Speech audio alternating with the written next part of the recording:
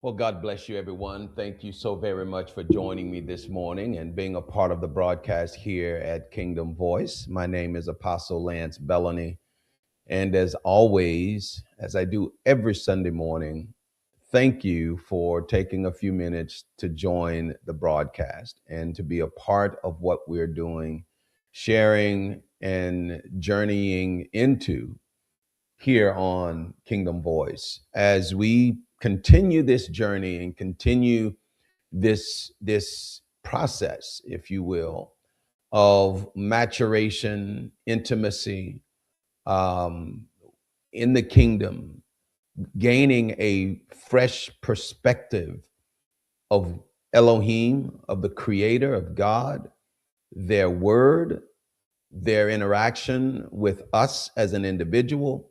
I want to encourage you and truly encourage you to begin to take to heart the individual engagement and relationship that you have with God. I'm so convinced that God wants to have an individual experience with you. Or rather, let me put it the other way, wants you to have an individual experience with them. For the last 1,500 years, we have been so engaged in this corporate engagement with God, and it has codified, it has sealed itself in our psychology, in our spirituality, and the like, that it's hard to get away from. So I know how the challenge is. The saying goes now, the struggle is real. I get that. Experience that myself. Go through that myself. Have to remind myself regularly that this is an individual thing in this season, and I am keenly aware of what I'm asking you to do. But it doesn't change the fact that that is the mantra of this season. So again, um, this is an exciting time, and I really hope that you can engage with me on that basis. So, with that being said, I want to thank you all for giving me the respect and the honor of joining me here to hear what I have to say. But more importantly, I'm honored to hear what you have to say as well. So, with that being said, I want to make sure that you know that I want you to understand that I invite you to give your thoughts, your comments, and share what you believe the kingdom of heaven is saying to you in this season. That is as important as anything. The kingdom of heaven is speaking to you in this season. I'm really excited about today's broadcast. I want to get right into it because I have so much to cover on the broadcast today, and I want to start by saying um, the broadcast that we have been um, sharing for the last 3 weeks, and I'm going to put it up on the screen right quick. Um, this has been um, this has been the theme for the last couple of weeks. The political party that aligns with the kingdom will benefit. And yesterday was, or this weekend was a pivotal moment in recent history. Um, if you woke up and realized this weekend that the United States government struck um, the government of Iran, killing the supreme leader, killing multiple, some reports have it as high as 40 members of his senior committee, basically decimating the leadership of that regime. There, there is a very interesting um, response to that, and we're going to get into not the specifics of the strike, but the implications that it has to the message that I'm not message, but the topic that I'm discussing here with us on the broadcast. Um, this event evoked, different responses. But the thing that I find very, very interesting is that the overwhelming, if not vast majority of the Iranian population, and when I say vast majority, I'm talking upwards of 80+% of the Iranian population cheered, heralded, not heralded, but were excited about this and these events by the US government, and in particular, the Trump administration.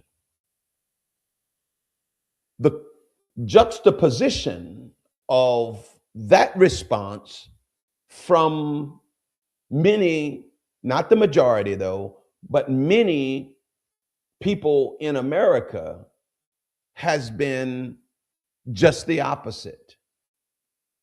We saw the same thing when this administration went into Venezuela and basically took out the leader of Venezuela.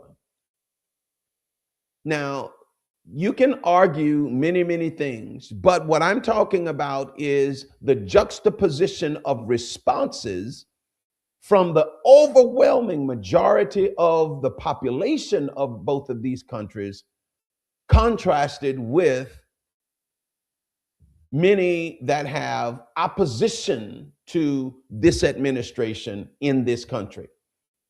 The people that are being liberated are cheering, excited, and just overwhelmingly joyful.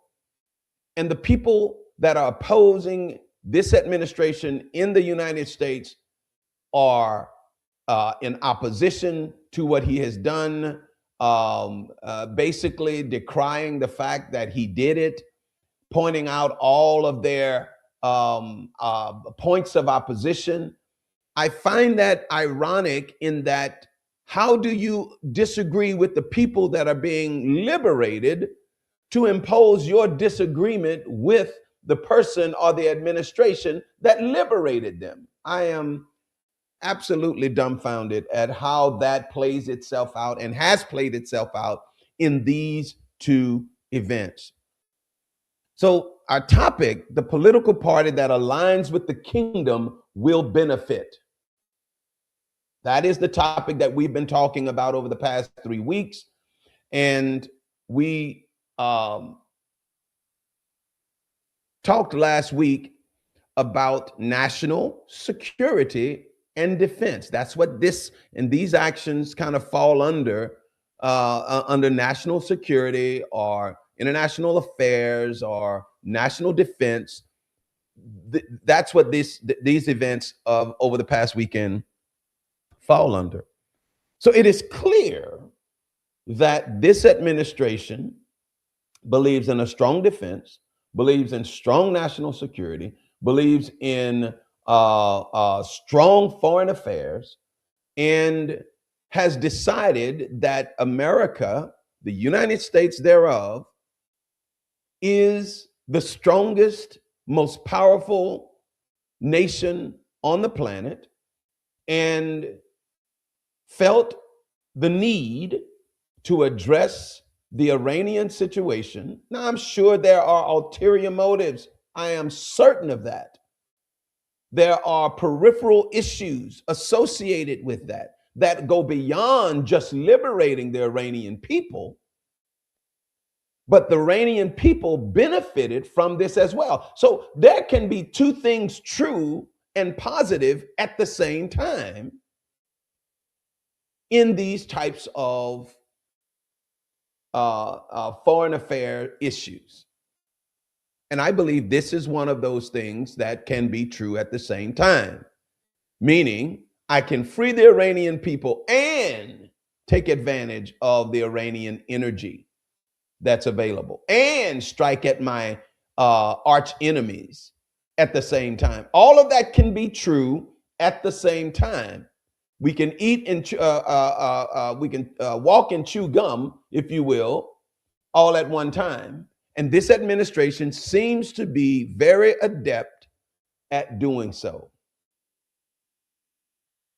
And I find it very interesting at the response. So national security we talked about last week, and I want to continue that conversation, but I want to play several review several questions that we got from last week, and I want to start there because I didn't do that very good justice. So I'll take the first part of this broadcast and go back and review those questions that we had from last week, and the majority of them came from Melissa, and actually all of them came from Melissa. And so I want to put them up on the screen, address them one at a time, and by all means, feel free to drop your questions in the comment sections, whether you're watching on YouTube or if you're watching on Facebook. I can see them come in live. Please feel free to do so at your leisure.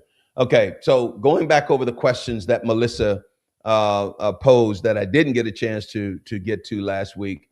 What do you propose we as the people do about the food situation? I think one of the things that we can do is support the fact that this administration really wants to, Robert Kennedy Jr. really wants to clean up the American food supply from chemicals, additives, preservatives, things that are literally sending us to the doctor. Okay, eating should be something that we do to be healthy. The majority, a lot of, and I stop short of conspiracy theories and say most of, but a lot of what we eat benefits the food processor more than it benefits the consumer of those food products. Okay. A lot of what we eat, additives, preservatives, colors, dyes, all intended to benefit the processor more so than it does the person that is consuming it. Now, the argument will often be made that, well, these don't hurt people, but I want to understand something. I want to understand something. How can what we consume in the form of Coca-Cola be used as a stain remover? This is no joke. Can be viewed as can be used as a stain remover, mold remover, degreaser, all at the same time, and yet be good for human consumption. I struggle with that. But that is what that is what we consume when we consume a Coca-Cola. That's not a joke. That is real. Because I've used Coca-Cola or bottled drinks to do some of the stain removal hacks that are out there on the internet. But yet it is for human consumption. That is because the preservatives, the dyes, the chemicals are intended to benefit the producer of these food products. And listen, if it happens to send 1 or 2 or 10 or 20, 100, 1,000, 10,000, 100,000 people to the hospital or to the doctor for some adverse effect to what they're drinking, okay, we'll do that. We'll take that one. That's what they say. I find it stunning. Second questions. We the people have what control? Voting. Our greatest control in these situations are impactful based on the people we send to public office. Okay. Now that's a long-term impact. We really don't have the ability to tell these major corporations what to do as an individual, but as a legislative body, the Senate and the Congress have all the power to change what these people can put in our foods. I was watching something the other day and saw where for the same product, listen to me closely, for the same product sold in America, there were about, and I'm gonna use this number, I didn't count the actual number, but there were about 8 or 9 additives that were added to our product in America. And when you look at that same product sold in Europe, there are maybe 3 additives that were put in that product. And I'm saying to myself, why are they doing it? Because our legislators and our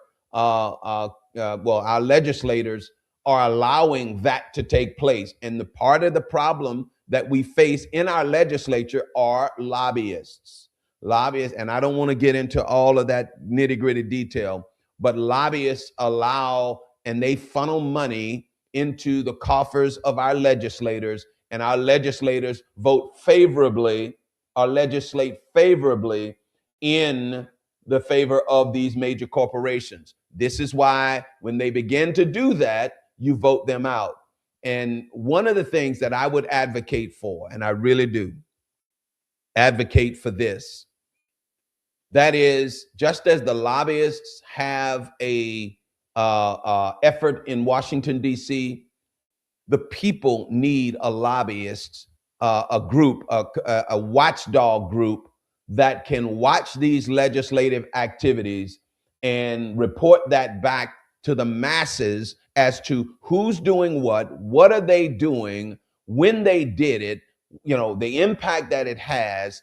There are people and not lobbyists, but watchdog groups that can do that. And we need that more so now than we've ever needed that before.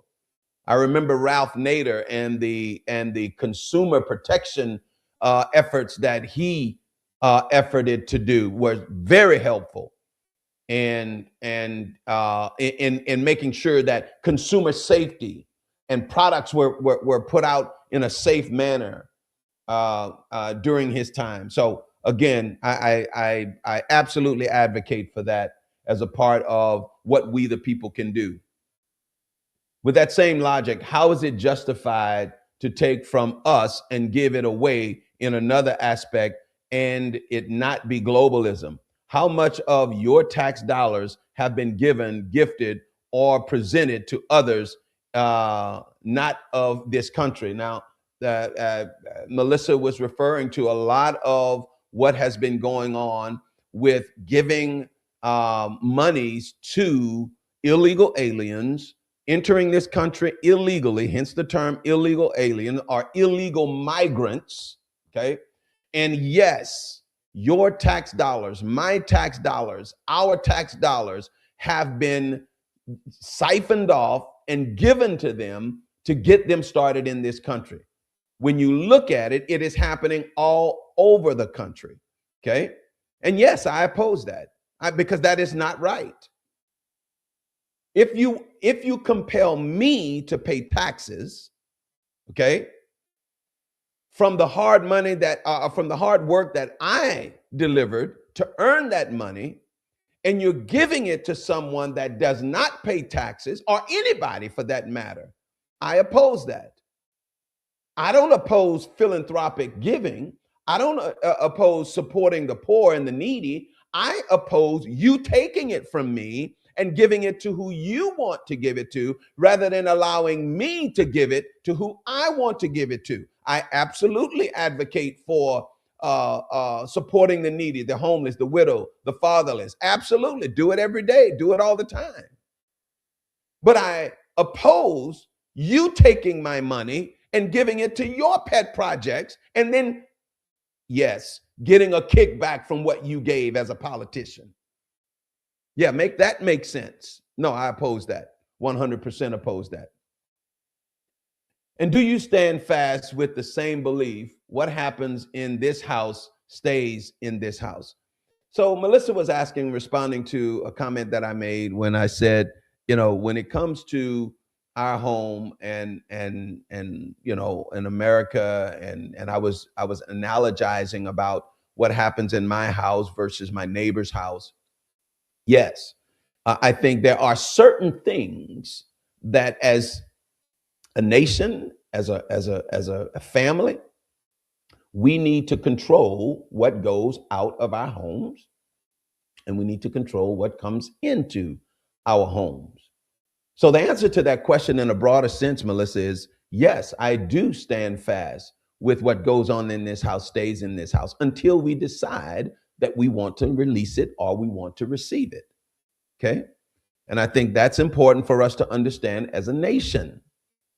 And listen, I know you guys understand that I am very conservative in my political views, in my social views, um, um, and I struggled with the previous administration more so than I do with the present administration. Okay, I believe in strong defense. I believe in fiscal responsibility. I believe in social responsibility. I am not a social liberal like many conservatives tend to be. I am a social conservative. I believe a man is a man. I believe a woman and a man belong together in matrimony. I don't believe in adultery. I don't believe in fornication. I do believe that young, after a certain age, young boys and young girls do not need to be competing in athletics. And if you ask me where that age is, I believe when they get to elementary school, by the sixth grade, by the fifth, sixth grade, young boys begin by puberty. Let me put it that way. By puberty, young boys are just too dominant for young girls physically. Okay, we're not talking intellectually, we're not talking academically, we're talking physiology and physically. Young boys are just too dominant for young girls. We're stronger, we're bigger, we're faster, we hit harder, we hit farther. It's just no comparison. Okay? And so from a social standpoint, I believe there needs to be Title IX to allow young girls the equal right opportunity to play in sports and compete against each other in a fair manner. Okay? Question number 4. Do you stand fast? Okay, I'm sorry, I just covered that. What are we allowing within our borders as the strongest nation on the planet? Are we going to ignore the pink elephant in the room?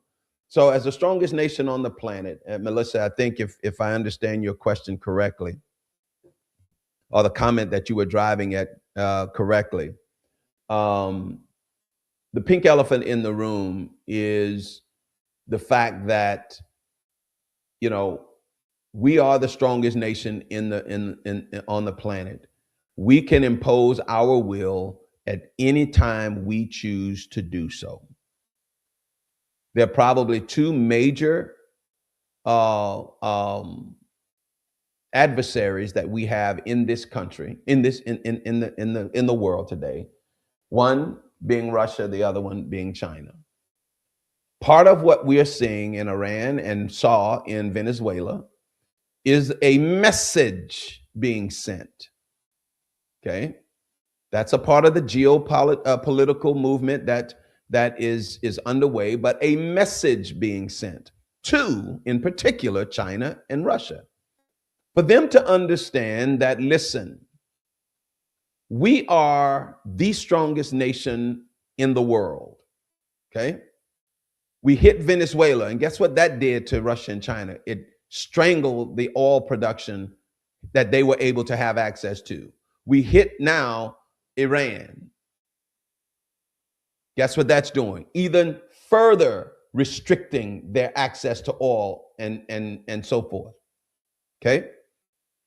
In the process of both of those things, we liberated a people that were being oppressed by a dictatorial, theocratical regime. So we did two things at the same time. Okay.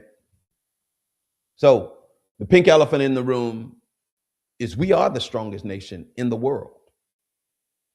And let me say this, and I'm going to say this for the benefit of everyone listening so that you can get a sense of who I am as a person. Yes. And you got to understand, God called me as he has created me. I've said this over and I'll say it again. Not everyone is called with the same agenda. Talking about each one of the apostolic voices that God is calling in this season. Not all of us are called with the same agenda.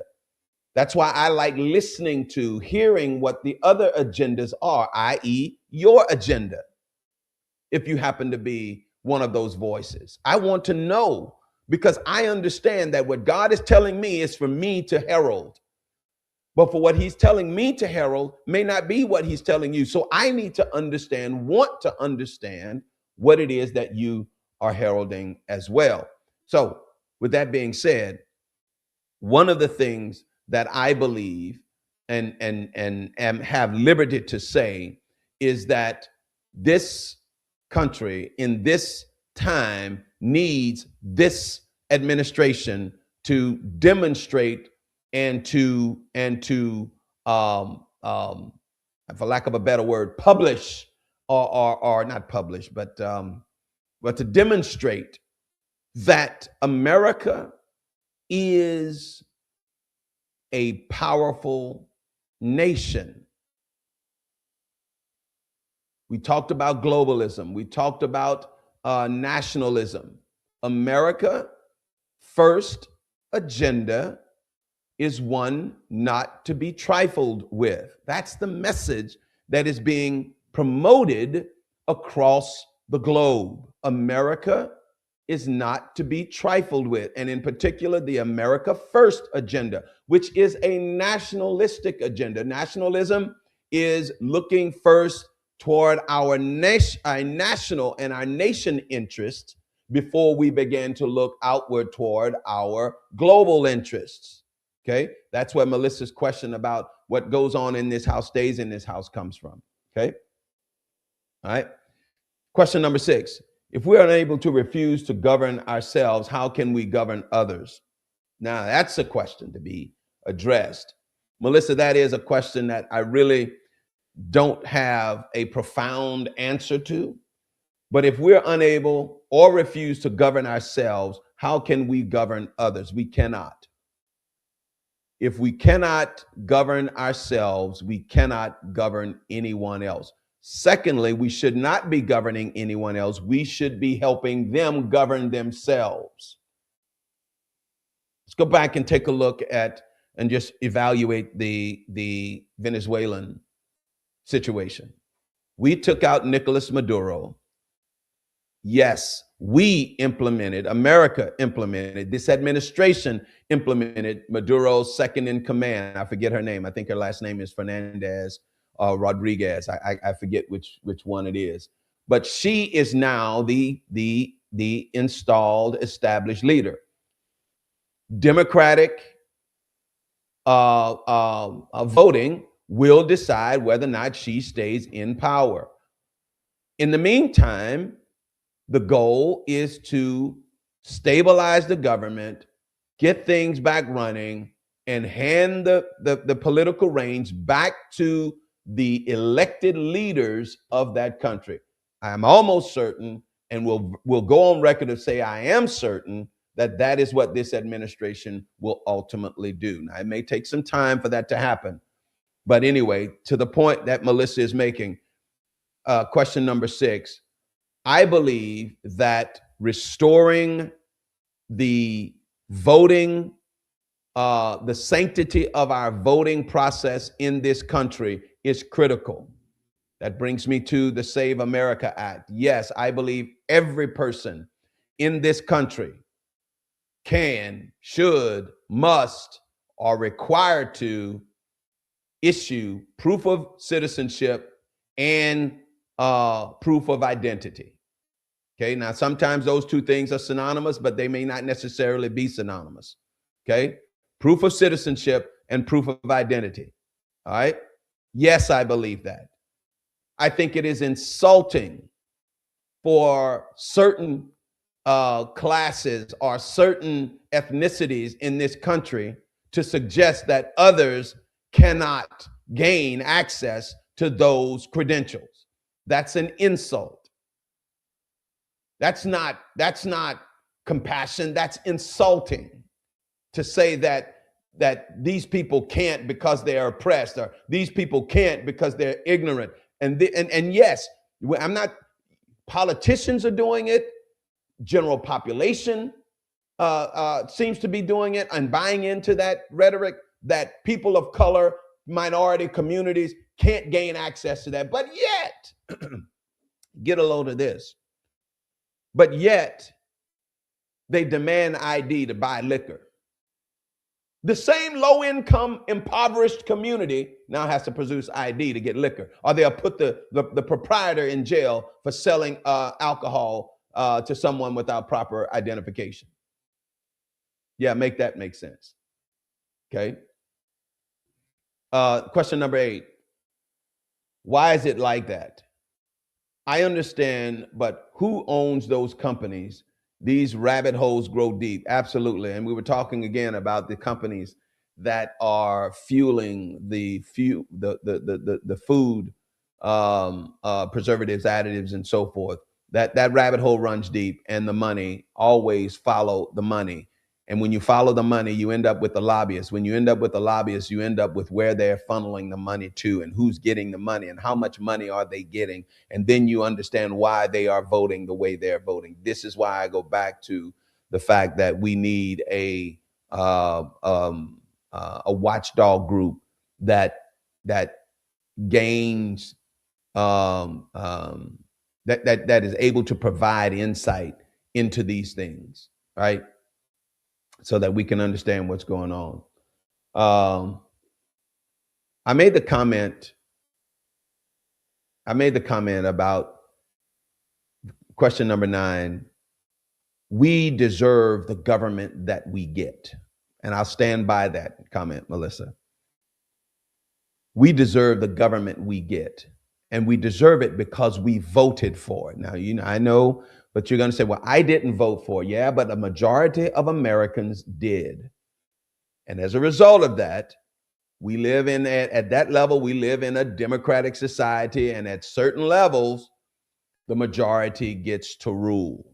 And in this case, the majority decided we want this.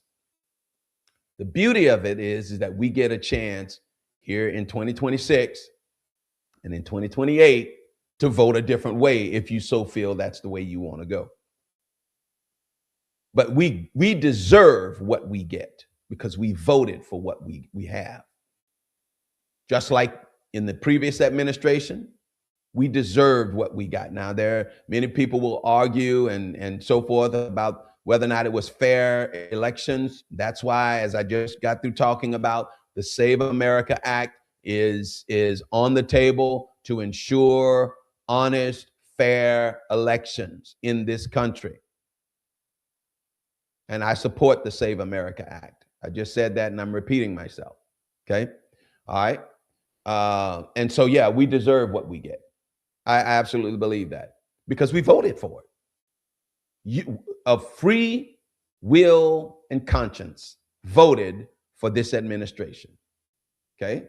And again, I know you didn't, but the majority, some didn't, but the majority of America did. And that's the ebbs and flows of a democratic republic. Okay. You don't always get what you want. You have to win in the arena of ideas, and you have to persuade public opinion. That's the nature of what we do. That's the nature of how we achieve the things, many instances, that we want. You have to persuade people that your ideas are superior to other ideas, and thus they support your ideas, and thus they vote for you or vote for your political party. Okay.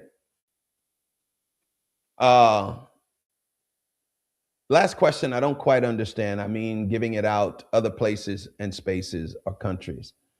So I wanted to address those questions, and I wanted to give some insight on what those, how some of those questions are. They give us insight. They give us understanding as to what and how people feel and people's understandings around these different issues. And I wanted to share my response to those questions. So I really thank Melissa for taking the time to send those questions and to give those questions. Okay. Um, so now I want to finish the broadcast today in the next 25 plus minutes. I want to finish the broadcast today on economic policy. And let me say this to you. Economic policy tends to be more domestic, meaning inward looking. How do we make life affordable? How do we allow entrepreneurism? How do we allow companies and individuals to pull themselves up by their bootstraps to make sure, one, that they have boots, and two, that they have straps in their boots and then now are on their boots, and then now allow them to pull themselves up or to pull the boot and to get into a position to own business, to be entrepreneurial, to provide a service or provide a product or provide an idea that can promote the welfare of their community, their local community, their families, and then of course if it gets adopted enough, the nation or even the world. How do we promote that? Because let me tell you something. If we do not promote economic policy that allows individuals to thrive, we will ultimately find ourselves on the back burner of the global scene rather than where we are on the front burner of America, of the global scene. I was listening to something the other day and I heard a statistic that the majority, listen to this closely, that the majority of the wealth building in this country came from legal immigration. No one is opposing immigration. What is being opposed is the illegal immigration that has been allowed over the past 4 plus years in the previous administration. That is what is being opposed. Okay. So economic policy is critical. One of the things that I want to point to, there is this whole thing about democratic socialism. We're watching it on display in the most powerful city on the planet, New York City. New York City is the economic capital, the financial capital of the world. Of the world, period. No other city in the world moves money like New York City. New York City just elected and the new mayor was installed in January of 2026. His entire campaign was on social democratic socialism, affordability, reducing prices, all of that, reducing taxes on the population, taxing the wealth, taxing the wealthy, and all of those things was his agenda and platform. He got into office. Yes, I'm pointing this out because I'm talking about economic policy. He got into office and almost immediately, within a couple of months of being into office, guess what he's doing? He's not taxing the rich because they left and are leaving. They are sheltering and hiding. They have options to shelter their money. He's not taxing the rich. Guess who he's taxing? He's taxing the middle class, the working class, the people that he said he would not tax. He's taxing them. Told them, if I can't get the state of New York to impose a wealth tax on the wealthy, then I've got to tax you. And guess what the governor of New York said to him? I'm sorry, we can't. We're not. At least at this point, that's what she's saying. And guess what he's now threatening? We're going to have to tax you, Mr. and Mrs. New Yorker who voted me into office. I don't want to, but I have to. You see, it's one thing to make these grand promises. It's another thing to govern according to them. And that's where often this stuff falls apart. And what we're finding is that When you look at taxes, and I got it up on the screen, when you look at taxes, the Democrat Party is the party that often imposes higher taxes on corporations and high income earners, expand credit for working families. That's what they say they want to do. But whenever they get in office and govern, the opposite often occurs. The higher taxes on corporations, guess what those corporations do? They move to lower tax states. Guess what is happening to California, New York, and Washington State?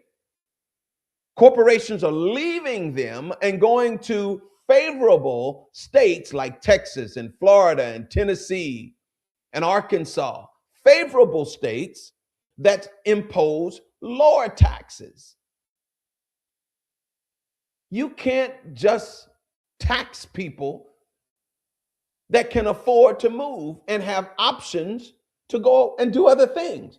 I said this as it relates to options. I can remember when I was talking to a group of young people about education. I said one of the things that education does is that it gives you options. In addition to intellectual insight, and it does do that, it also gives you options.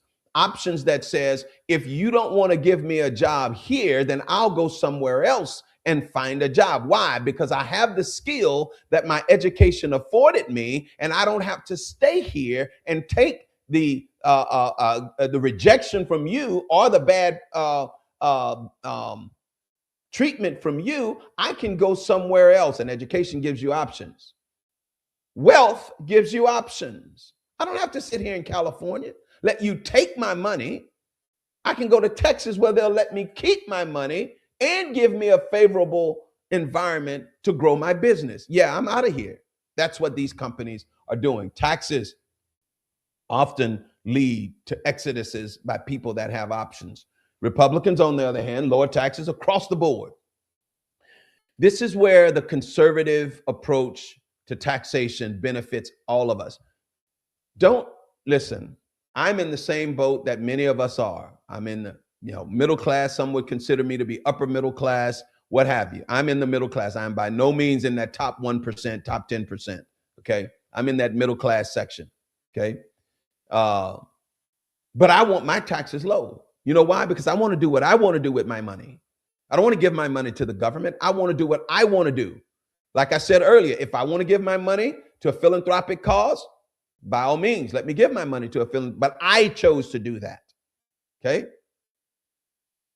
And I believe that the kingdom of heaven does not take money from others. It allows them to give their money to others. Okay? It doesn't take our money and give it to others. It allows us to give our money to others, should we choose to, should we be led to. And if it's something that God wants us to do, then God will press upon us to do it. I would even rather give it to someone that I know to give to someone that needs it. Charitable organizations, rather than give it to the government. And we can talk about that, how that money got lost and just redirected through these NGOs, okay? Non-governmental organizations. Oh my gosh. Anyway, that's a whole nother discussion.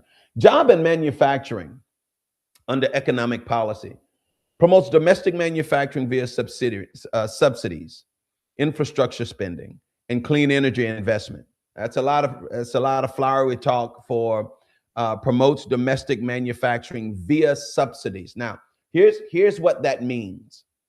Subsidies are tax incentives to people that they want to be in business, i.e., picking winners and losers. Okay. If you're in the business that we want to promote, you get a subsidy. But if you're in a business that we don't want to promote, then you don't get a subsidy. That's picking winners and losers. If you're going to give subsidies, give it to across the board. I don't believe in subsidies, but if you are going to give subsidies, give it across the board. Okay. Now, I do believe that there are instances for, let's take farming, for example, and food production, for example. I think there are instances where the government needs to incentivize the necessary food production to handle the population that we have. Okay. Thus, farmers need to get, some farmers often get subsidies to help them farm their land to make sure that they are in position to produce the food that we need to consume. While I believe in that, I also believe that the way we administer that is critical. And the government often fails, not in that it's a good idea, but it's a fail in that administration of that idea is so poor and so poorly administered that it often creates more bureaucracy than it creates anything else. Okay. So in terms of jobs and manufacturing, Democrats want to create subsidies to promote certain things. Infrastructure spending, I think that is, first of all, let me say this. The infrastructure bill, I think, is one of the most important bills and efforts that our government can make. So kudos to the Democrats for promoting infrastructure spending. Things like roads, communication, energy transmission, all of those types of infrastructure that allows us to use the internet that I'm coming to you via right now, to get on the freeway and travel from Miami, Florida to Seattle, Washington in a matter of days as opposed to weeks or months. Okay. Flight regulation, all of those things, rail transportation, over the road trucking, all of those things are critical infrastructure that we need to spend on, because the power of commerce, the power of communication, the power of logistics that we have in our country allows us to move information, move product, move ideas from point A to point B in such an efficient manner that it makes us superior to anybody else on the planet. That's why ideas flourish within our political arenas than it does in many others, because we allow me to talk to Joe and Joe to talk to me, exchange ideas, improve ideas, and produce a greater product. That's what infrastructure spending. So kudos to the Democrats for supporting that. Clean energy investment. Again, that's where I poo-poo on the Democrats, if you will, because clean energy, the way it is often being presented and promoted in this country, is at the detriment of what they call dirty energy or fossil fuels. Okay. Oil, gas, coal, those types of fuels that, and here's the irony of it. Okay. Are nuclear. Here's the irony of it. Unit for unit, clean energy, as they call it, sun, hydro, wind, clean energy, unit for unit, cannot produce as much energy as fossil fuels. It just can't. Oil, natural gas, coal, nuclear, those types of energy sources on a unit for unit basis produce more energy than wind, solar, hydro can produce. Okay. Now we're working on some energy things that are clean, but they haven't yet come to fruition.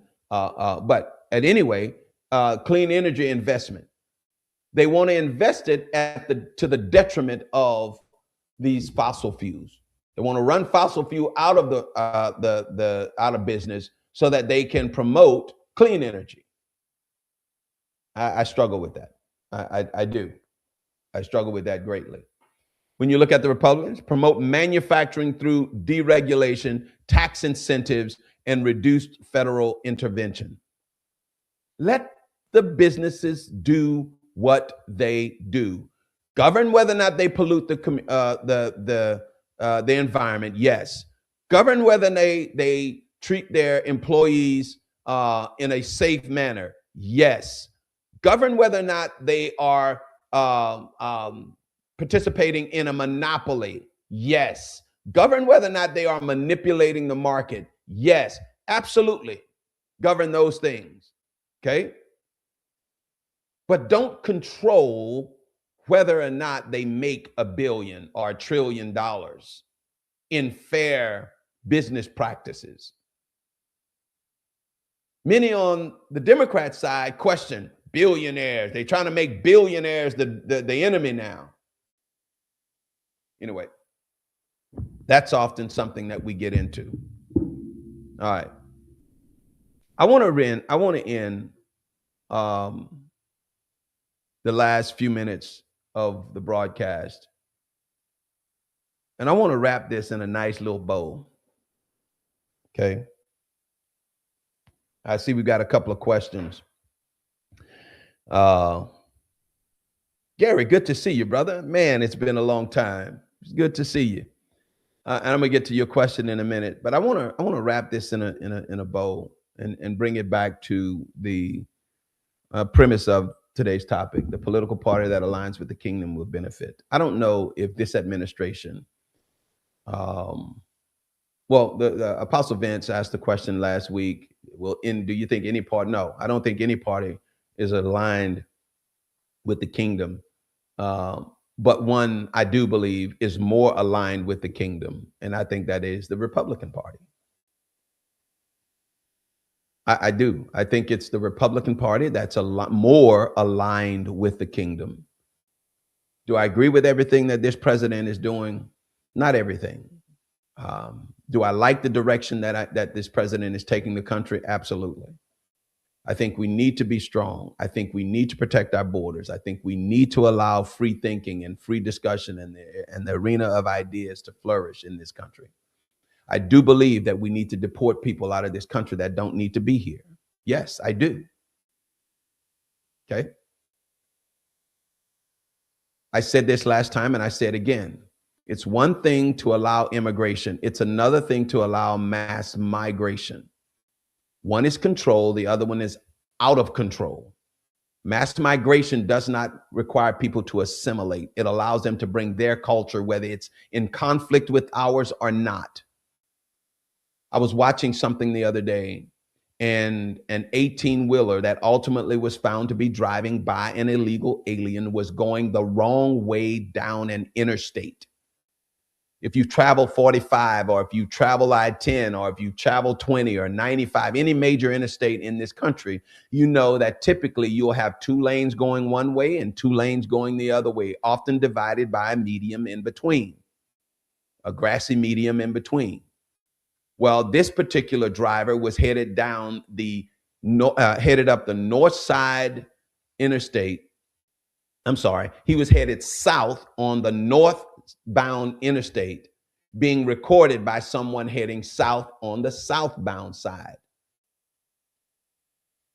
Yeah, see, that's what you get when you allow and you support and you promote illegal migration into this country versus legal immigration into this country. So yeah, I oppose that. I'm telling you, I do, and I know that offends a lot of people, and I know that rubs a lot of people the wrong way. And people that call themselves kingdom citizens. I understand that. I recognize that, but that doesn't make it wrong. What I'm saying. Okay. You would not allow anyone in your house that you couldn't understand, that you didn't know where they were from, that you didn't know who they were, what background they had. You wouldn't allow them to come in your house, sleep around your children, and to be in your house while you're not there. You wouldn't allow that. But yet that's what people are being asked to do in their own communities. This is where I began to really struggle. So the issue, or the topic is, the political party that aligns with the kingdom will benefit. And the benefit will be is that you will garner support from the masses, because eventually the masses' eyes will be opened.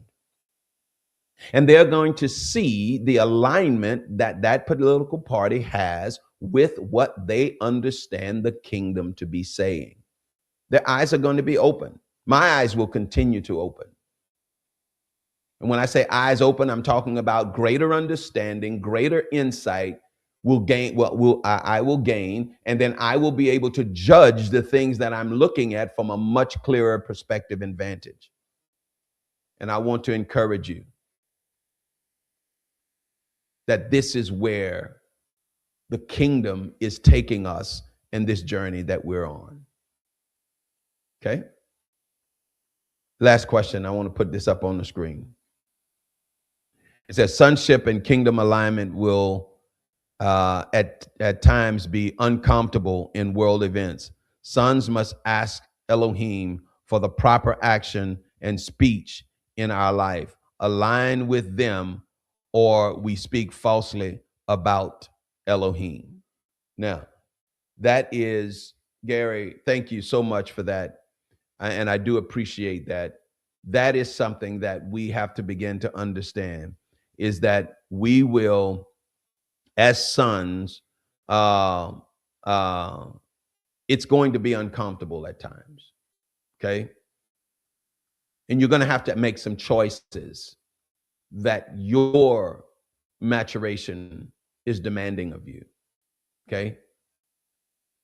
One of the greatest benefits, are one of the greatest assets to decision making is insight and information. And Elohim has all you need to make the right decision. And I want to encourage you to do just that. Consult mother and father. Allow them to see. And again, I say this and I will say this in my closing. We keep running to the biblical narrative. And I'm telling you, it is the kingdom narrative that you cannot get from the biblical narrative that you are in need of. And that you can only get from God. That's it, especially in this season. You're not going to get it from reading scripture, Genesis to Revelation. You're not going to get it. You're going to get it by going and sitting, communing, fellowshipping, talking with God. And if you're unwilling to do that, you're simply going to be tied and caught in the loop of missing God. And I don't want that, and I know you don't want that. Well, listen, beloved, thank you so much again.